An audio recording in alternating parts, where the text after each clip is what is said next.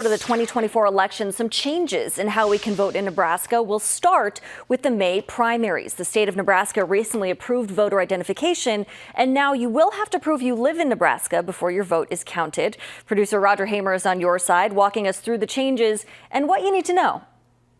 New this year, there's one important item to account for when voting in the 2024 elections, and it's required if you vote in person or by mail.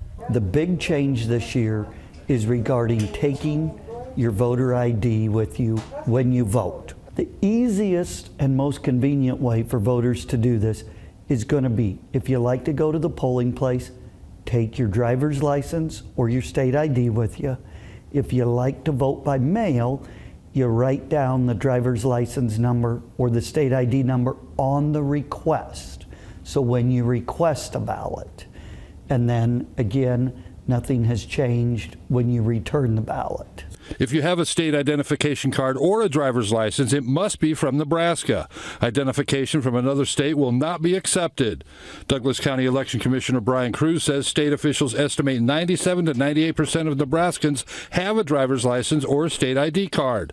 There are some other forms of identification that will be honored, including a U.S. passport, military or tribal identification card, hospital or nursing home record, Nebraska political subdivision ID, or a state college or university identification card.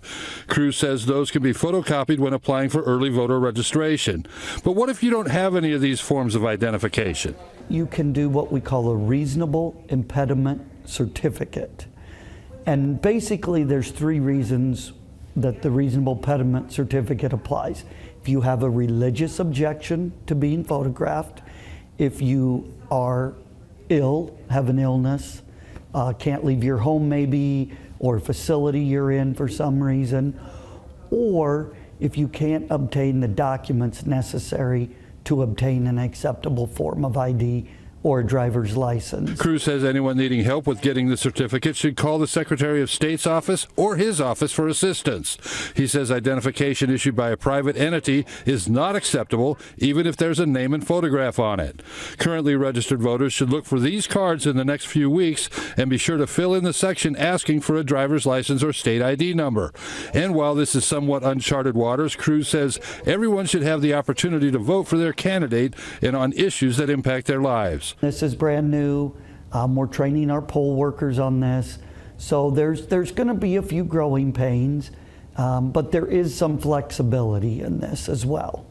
On your side, Roger Hamer, WOWT 6 News. Great information and great photo too, Roger.